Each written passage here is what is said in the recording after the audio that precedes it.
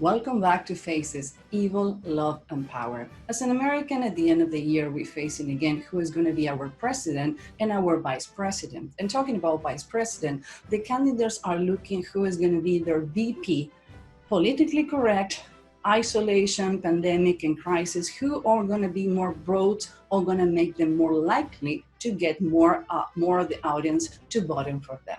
So I call again Joseph McGuire. We did the webinar about the topics and features and personality about the candidates in the beginning of the April. So if you want to see the free webinar, you can check the link below. And this time we talk about like 3 positive and 3 things that are not so positive about each of the candidates, and what are the features or tendencies or things the personality of the person who we think should be the VP should have.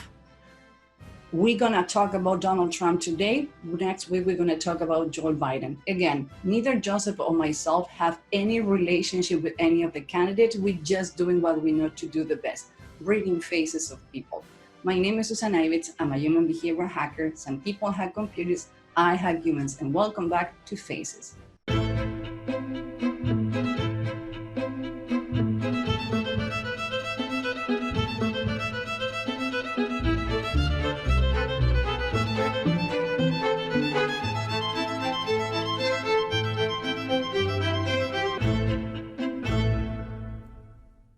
Hi, Joseph. Welcome back to our crazy idea. We appreciate it from all the way from Ireland. We're always so willing to participate.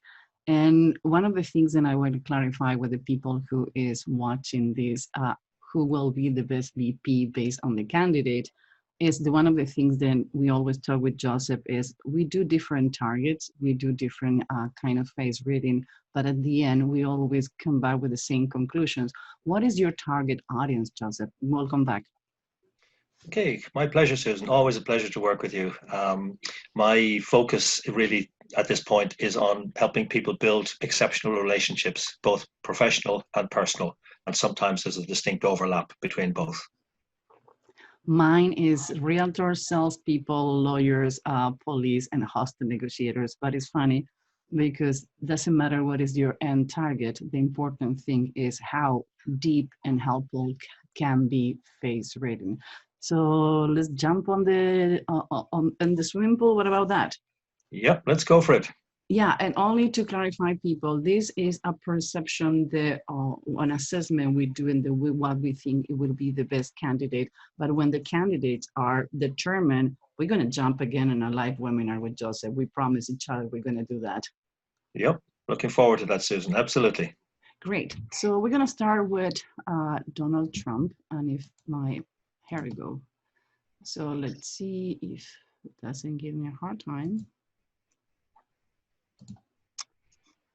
Here we go. Okay, so the aspect of the idea with Joseph was to give 3 things positive and 3 things negative. Believe it or not, everybody has 3 positive things too. And what are the things that we think that vice president can have to complement? Because the important one of the things about face reading, you tell me, Joseph, what you think is how knowing yourself can help you to find compliments in your work and your personal life. Absolutely. And in the case of Donald Trump, if we have somebody who's exactly the same as him or anything like a carbon copy, then there's going to be fireworks, and the partnership would last probably 2 minutes. So it needs to be somebody who can balance his qualities so that they can form a team that lasts. And obviously he's done that rather well with Mike Pence. Yeah. One of the positive things that I will say about Donald Trump is his eyebrows. Those are eyebrows that never stop, but can be against him too, because that's the Twitter at 3 o'clock in the morning. But on the other hand, he came up with a lot of ideas. What do you think?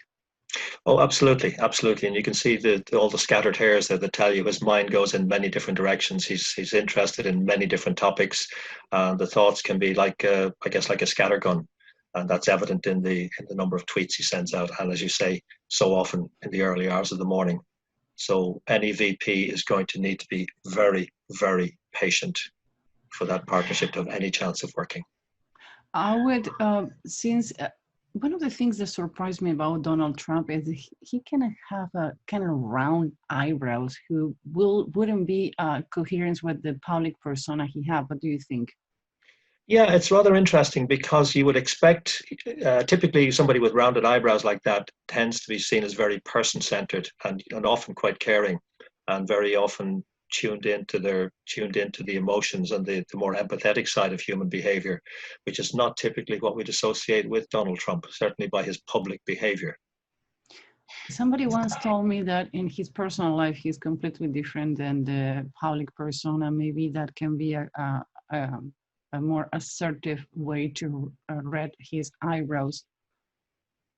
Yeah, well, clearly in his public behavior, he is his brand, and he's built a brand that's in many ways one-dimensional, and it has a particular focus. It presents in a particular way, and he does that consistently in public. So whether one likes him or dislikes him, it's obviously been very successful. But hopefully, in his personal life, there is a softer side that emerges because that would be far more nurturing for the people around him. Another thing that I see as good and bad, because like everything, it's how you use it, is the stubborn chin. I think the stubborn, yeah, it says, oh, you're stubborn like a mule. So the good thing is that he is really focused, laser focused, even though when somebody says no, he's gonna keep going. The problem is maybe he's not gonna be listening to the right people and he keep going even though when the things are not supposed to keep going because they're not positive. What do you think? Yeah, absolutely, absolutely. He's stubborn is a very good word, and it's probably an understatement, which means the VP has to be adaptable. Because if the VP is anyway stubborn like that, again, there's going to be a constant clash. So the VP has to understand that he has a role to play, and sometimes that's softening the edges around the president. We're going to keep moving with the pictures. What else do you see as a positive or negative regarding him? Well, I'm noticing, I can never remember the name of it, the little notch behind the tragus in the ear here. It's actually quite narrow. It's just above the earlobe. I know I should remember the name of it, but it's one of those things that always slips my mind. It's quite narrow here, and that indicates a certain lack of generosity. So are we talking about the hole that yeah, the canal hole who connect the ear with the ear yeah, brain? yeah, Okay. just the lower part of it there. And as I say, I should remember the name of it, but it's one of those anatomical terms that always slips my mind. But the wider it is, the more generous the nature. So when we see it as narrow as that, it indicates a certain lack of generosity, and that will apply both in terms of his emotions and in terms of his responses with money and finance. A lot of people then I know that Chinese face reading talk about those lines near to the ear. Yeah. That this line, some people say they're BS line. He can be really good to determine when somebody's trying to go around him. And other people is coming from the Chinese perspective is coming from a harsh childhood when there has been criticized. So that's the reason they're so jump on attacking mode. Even when you give them feedback, they take it as an aggression. What is do you have any perspective regarding those lines? Yeah, it's interesting that this book is due to be published by his niece, which talks about which refers to the criticism that was apparently meted out to her father as a child, and that had apparently had a big influence on Donald himself. How true that is, I don't know, but certainly from the Chinese perspective, it would be regarded, those lines, those vertical lines in front of the tragus at the front of the ear would be regarded as an inbuilt BS detector. But on a diagnostic level, it would also indicate a certain weakening of the elasticity of particularly the small intestine. He's grumpy all the time. That can be the reason. Yeah, it could well be. It could well be. Okay, I like this picture to have a more perspective about his face. So we talk about 3 positive and 3 negatives, and to be fair, we use the same reading. In this case, one of the reasons I always says you cannot read a person for only one picture, because in Yeah. this case, his eyebrows look to be extremely straightforward, no rounded. Yes, absolutely, absolutely. Obviously, it's a particular facial expression there, so it may simply be the way he's holding his features that they look straight. So beside how the normal pattern of his eyebrows, I think that he will need somebody with a round eyebrows to be more approachable to people, because he doesn't know how to approach people or have things in consideration. I would say that will be one of the things that the VP need to have to complement him. What else do you see that a VP should have to complement him? Yes, the round eyebrows and certainly bigger eyes, because Donald Trump's eyes are always very narrowed. So somebody with more wide open eyes would be very helpful, because that indicates they're more connected with their emotion and they're more naturally empathetic. And that's going to be a vital component in terms of the relationship being successful, because they're going to have to, as I said, soften relationships with people around the president.